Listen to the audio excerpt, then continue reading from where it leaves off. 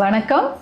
திரௌபதி 2 திரௌபதி 2வது பாகம் சிறப்பு திரையிடல் நடந்தது. அந்த திரையிடலில் நானும் எங்களோடு சேர்ந்து பலரும் நாங்கள் இந்த திரைப்படத்தை பார்த்தோம். திரைப்படம் என்று சொல்வதை விடவும் இது ஒரு வரலாற்று சிறப்பு வாய்ந்த ஒரு நல்ல திரைக்காவியம் தான் சொல்லணும். ஏன்னா இந்த திருவண்ணாமலையை வைத்து ஒரு கதைக்களம் இது வரைக்கும் வந்ததே கிடையாது. எனக்கு தெரிஞ்சு தமிழ் திரையுலகில் எத்தனையோ ஊர் கதைக்களம் இருந்திருக்கும். ஆனால் திருவண்ணாமலையை கதைக்களமாக கொண்டு ஒரு திரைப்படம் இன்னைக்கு வந்திருக்குன்னா அது திரௌபதி 2 தான்.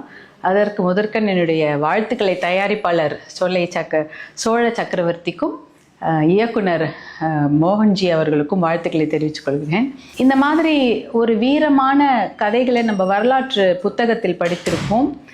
நம்முடைய குழந்தைகளுடைய பாட புத்தகத்தில் கூட சம்புவராயர்கள் காடவர்களை பற்றிய எந்த ஒரு வரலாற்று குறிப்புமே இருந்திருக்காது.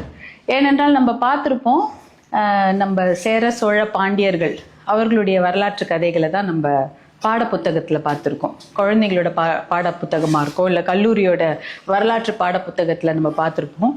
ஆனால் சம்புவராயர்கள் காடவராயர்கள் என்ற அரசர்கள் என்ற சிற்றரசர்கள் தமிழ்நாட்டில் இருந்திருக்காங்க. அவர்களுடைய வீரம் என்பது எப்படி ஒரு முகலாய பேரரசு ஹைதராபாத் வரைக்கும் வந்திருக்காங்க, ஆனால் தமிழ்நாட்டுக்குள்ளே வர முடியல. அதற்கு முக்கிய காரணம் இந்த சம்புவராயர்களும் காடவராயர்களும் அவர்களுடைய வீரமும் தான் அதற்கு முக்கிய காரணம். ஹைதராபாத் வரைக்கும் தான் அந்த முகலாய பேரரசு வர முடிஞ்சது, தமிழ்நாட்டுக்குள்ளே நுழைய முடியல. அதற்கு காரணம் இவர்களுடைய வீரம். அந்த வீரத்தை இந்த படம் திரௌபதி 2 இந்த படம் பதிவு செய்திருக்கிறது. இதை வேற எங்கேயுமே நீங்கள் பார்க்க முடியாது, இதை தெரிஞ்சிருக்கவே முடியாது. அதை பதிவு செய்த இயக்குனர் மோகன்ஜி அவர்களுக்கு என்னுடைய மனமார்ந்த வாழ்த்துக்களை நான் தெரிவித்துக் கொள்கிறேன். அதே போல் எப்பயுமே அவருடைய திரைப்படங்களில் பெண்களுக்கு ஒரு முக்கியத்துவம் இருக்கும். நேர்மையும் துணிச்சலும் கொண்ட ஒரு வீர மங்கைகளை தான் ஒரு கதாபாத்திரமாக, முக்கிய கதாபாத்திரமாக அவருடைய திரைப்படங்கள் இருக்கும். அதே தொடர்ச்சியாக இந்த திரௌபதி 2 ஒரு நேர்மையான ஒரு ராணி, அதே போல் வீரம் செறிந்த ஒரு ராணி. அது ரொம்ப தேவை இல்லையா? இன்னைக்கு வீரம் என்பது அப்படியே மறைஞ்சிக்கிட்டே போகுது.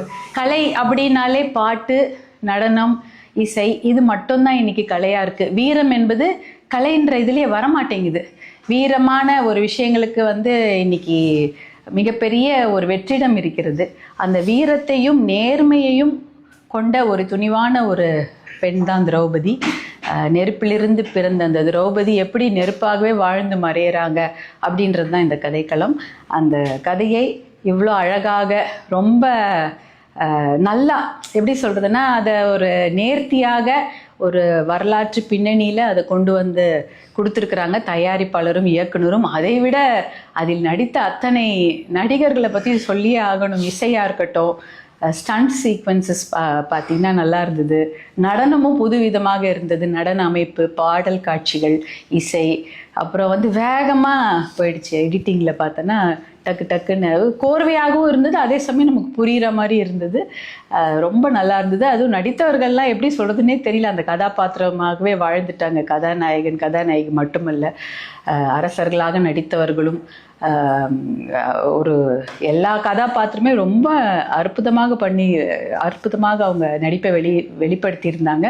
அதை அவர்களுக்குள்ளே இருந்த அந்த நடிப்பு ஆற்றலை வெளிக்கொண்டு வந்த இயக்குனருக்கும் இந்த கதைக்களத்திற்கு ஏற்றவாறு இதை தயாரித்த தயாரிப்பாளர் சக்கரவர்த்தி அவர்களுக்கும் எங்களுடைய மனமார்ந்த வாழ்த்துக்களையும், இந்த படம் மிகப்பெரிய வெற்றி அடைய எங்களுடைய மனமார்ந்த வாழ்த்துக்களை நான் தெரிவித்துக் கொள்கின்றேன். நன்றி, வணக்கம்.